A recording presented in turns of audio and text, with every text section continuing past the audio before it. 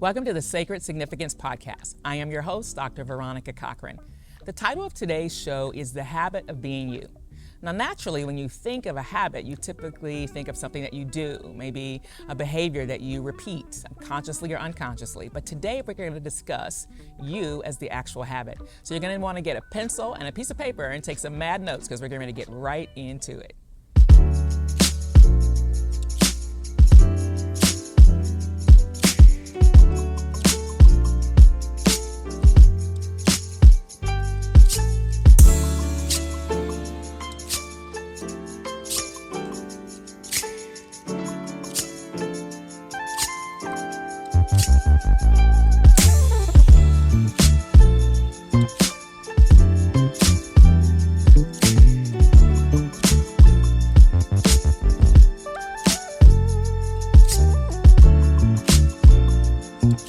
Okay, so we're talking about the habit of being you. So first of all, what I want to clarify is when we think of a habit, we typically are thinking of some sort of behavior that you don't like, something that you prefer to change, maybe an unconscious behavior, an unconscious behavior, but I want us to think of habit as something different. I want you to consider yourself as the habit. You know, we've been talking about self-realization and how absolutely transformative understanding and acknowledging and realizing who you are is game-changing. So let's think about this, the habit of being you. Is there a habitual way that you think? Do you think about things in a particular way? Is there a habitual way you are about, maybe going to work every day? Maybe it's the same way. Maybe you're habitual about the things you eat. Maybe there's some feelings that you encounter almost on some sort of habitual basis. I feel like this on a Sunday. I may feel like this on a Monday. What I'd like to suggest is we are patterns of memory and patterns of behavior. So much so that this is probably why fundamentally we don't like change. Because we kind of get into this little groove of familiarity and we begin just kind of operating out of habit. And as a result, Monday looks like every other Monday, Tuesday looks like every other Tuesday. Why? Because we're in the habit of being us. Now, whether or not it's who we really are remains to be the question, right? But ideally, you and I have come to think about things in a very rhythmic, a very sequential, a very rigid kind of way. And those habits have created the person that you refer to as I. Now, the problem with the habit of being you is it is typically simply performance-centric, right? It's all around what I do. It's all around how I do it. It's all around expectations. It's grounded in everything but the true essence of who and what you really are, right? So I want you to consider, how did you come by this habit of being you? I want you to see, first of all, most of us were conditioned to come into some level of knowing about who we are, just by virtue of conditioning. Conditioning just simply means I experienced some level of messaging, direct or indirect, that informed me of who I was. So for instance, maybe one of those conditionings is I was the older sister. And with that conditioning came a lot of responsibility. I was the older sibling, and with that responsibility came a lot of taking care of other people, making sure the house was clean. What I'm showing you is that we became a pattern or performance-centric idea of what was required of me. So that conditioning, right, can be direct or indirect. Remember, it can be something that somebody is saying to you directly or something that you're overhearing about someone else that you internalize those messages. But the problem with performance-centric behavior is we're usually chasing approval. We usually want to make sure that I'm doing what makes everybody else happy, or I'm doing what's going to be acceptable, or I'm going to do these things so I can stay a part of this particular group. The other problem with perfectionistic or some level of performance-based behavior is it is unsustainable. It's unsustainable because the minute we're not doing that thing, we might actually feel really, really vulnerable. So with performance-centric kind of identities, what comes off of that is, again, we're people-proving, we're some sort of perfectionistic tendencies, but ideally, we only know ourselves through doing. We only know ourselves through behavior. We only know ourselves according to expectations or ideas. So I want you to think about that for a minute. How much of what you really know about you is based on inside information? What do I mean by that? How much of what you know about you is based on direct knowing? Or is what you've come to think and believe about yourself something you were taught, something you were told, something you were conditioned to believe? Maybe it was related to a role you played, an expectation someone have of you. You know, it happens just like this. So somebody can say, oh my gosh, you are so funny, right? And then when you begin to think, oh my gosh, I'm funny, and then what happens? You begin operating out of the need to continue to be funny, maybe even in situations that really aren't funny. So what that means is we take on the expectations that people have for us, and then we begin building this entire persona around what people think we are. So for most of us, we have very little direct self-knowing. We know a lot about ourselves, or we know a lot about what other people think about us, but we have very little self-knowing. I want you to think about that for a minute. We know a lot about what other people think about us, their opinions of us, good, bad, or ugly, right? And we know a lot about not just what they think of us, what they think we are, what they think we should be doing, who they think we are. And as a result, we move in some way to confirm that. Now, the problem with that is most of us are simply a performance-based idea. So we remember and we walk through that recurring memory of what I'm supposed to be. Oh, that's right, I'm supposed to be like this. Or, oh, that's right, and as a result, most of us don't like to be caught off guard. Why? Because if I'm caught off guard, that simply might mean you might catch me not being the way you think I am. So for most of us, we've been conditioned. We've been conditioned to believe certain things about ourselves, which may or may not even be true. But chances are, if you're listening to this podcast, there's a part of you that realizes that who you are, really core essence, who you really are, and who you've come to believe yourself to be may not be the same person. There's a powerful scripture in Jeremiah 1:5 that actually says, before I formed you, I knew you. Now, that verse by itself is like catastrophic in the level of truth that is being leveraged here. But I just want to pick apart maybe one piece. And the piece I want to show you is that who you really are does not originate, right, with your form, doesn't originate with a birthday, doesn't originate with, the first time, somebody, slapped us on the bottom and we cried. Like literally, that scripture says something really powerful, that you, the real you, existed prior to experience. Now just think about that for a minute. What that could possibly mean, that who I really am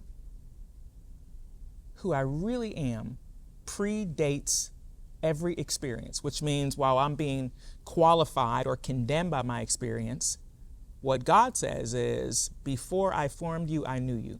Before you came through the womb, I already knew you. I'd already appointed you, which means whatever and whoever you were was not subject or confined to time, nor was it limited to a physical body. And by the way, you were known, which means you existed before they knew you.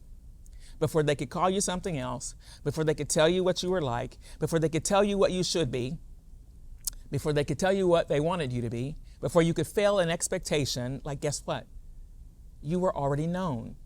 So I wonder if the you he knew is the real you. Is that the you that you know? Or is the you God is referring to different from who you believe you are? I want you to think about that question. I want you to let it churn. I want you to let it really go deep. Is the you he knew who you believe yourself to be? Is that who you're operating as? Is that the defining evidence and edge of who you believe you are? I would dare say it is not. I would dare say the you he knew and who you believe yourself to be are not even on the same page. Because most of us have very little direct self-knowing.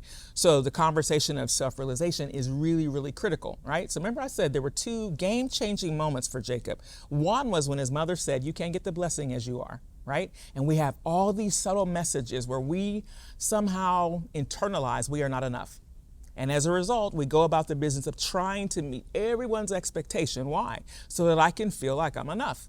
And so we just keep moving through life trying to meet all these expectations. And this performance-centric philosophy of being, where I'm going to be a better version of myself tomorrow and then a better version of myself next year, is exhausting.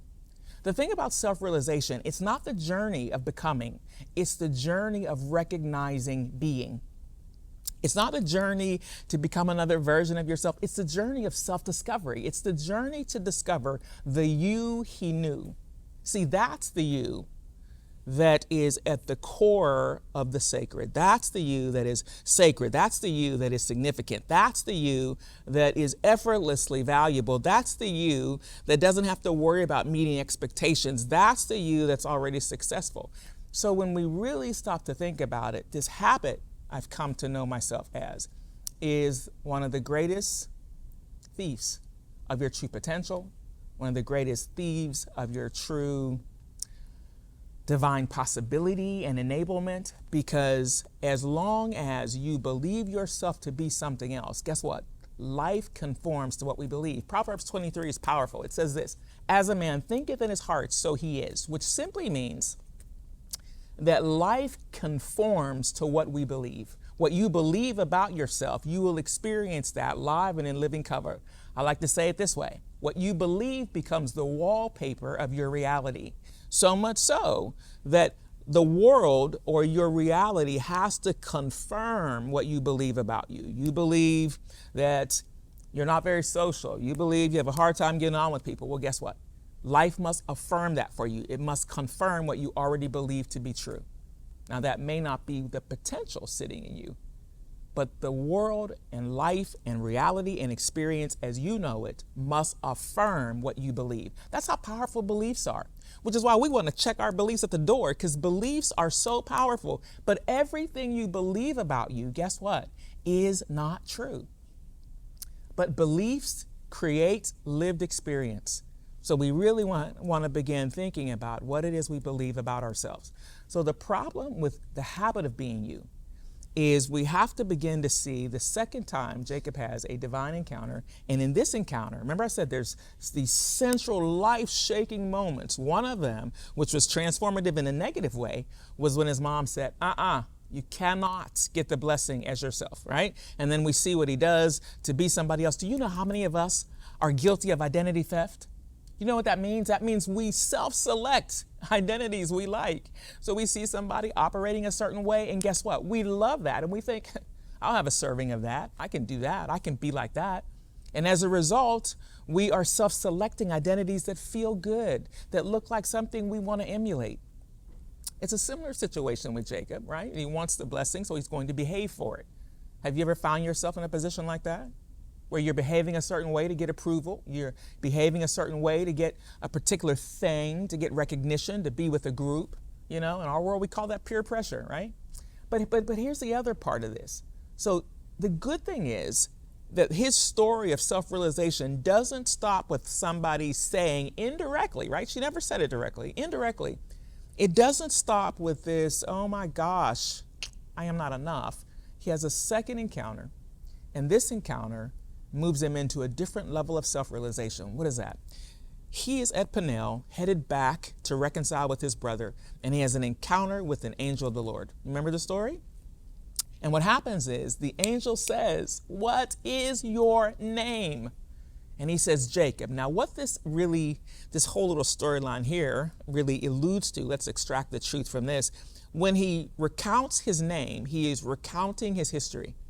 When he says, I am Jacob, he is recounting that he has been a manipulator, he's been a deceiver, he's recounting his history, his failures, all the things he's known for, the opinions, the public opinion of what he is and the public opinion of what he's not. So when he says he's Jacob, it's a loaded statement.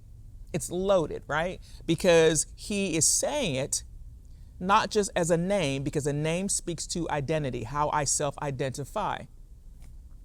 But guess what happens? Remember I said there's a couple places where, oh my gosh, it's a self-realization moment. What does the angel say? The angel says, you are Israel. He doesn't say you're going to become Israel. So he never moves him into a new version of himself. He doesn't ask him to go to developmental school. He doesn't ask him to become someone else. He actually tells him who he is. Now, the question I have for you is this. Where was Israel all the time Jacob was performing? Where was Israel all the time Jacob was manipulating? All the time he was deceiving? I would dare say Israel was always there. His true identity was always present, right? But he was performing. He was moving out of habit. He was operating in the habit of being him. He was rising to the occasion, what everybody thought of him. He was performing according to expectation. He was performing according to role, right? According to self-idea, public opinion. We do that. But he was always Israel. He was always Israel. So you want to talk about a game-changing moment. So yes, it was a game-changing moment when his mom said, you can't get this blessing like that. You're going to need to be someone else. Do you have any versions of yourself you've been? I mean, if you just pause for a minute and really think about it, hasn't it been exhausting? Like the realization that, oh my gosh, this isn't it either. And then you go to become someone else. And then you get over there and you sit with that version of yourself for a minute and somebody says, but you should be more like this. And then you go, it's exhausting. The reason we're on today, this transformative journey, is to end this dressing room behavior of becoming, this revolving door of I can be better, I can do better, I can be better, I can do better. It's to get you in touch with your real self, the you he knew that he speaks of in Jeremiah 1:5, the you that is before any history, the you that is before one mistake, the you that is before any flaws, the you that is before public opinion, the you that is before all of that drama,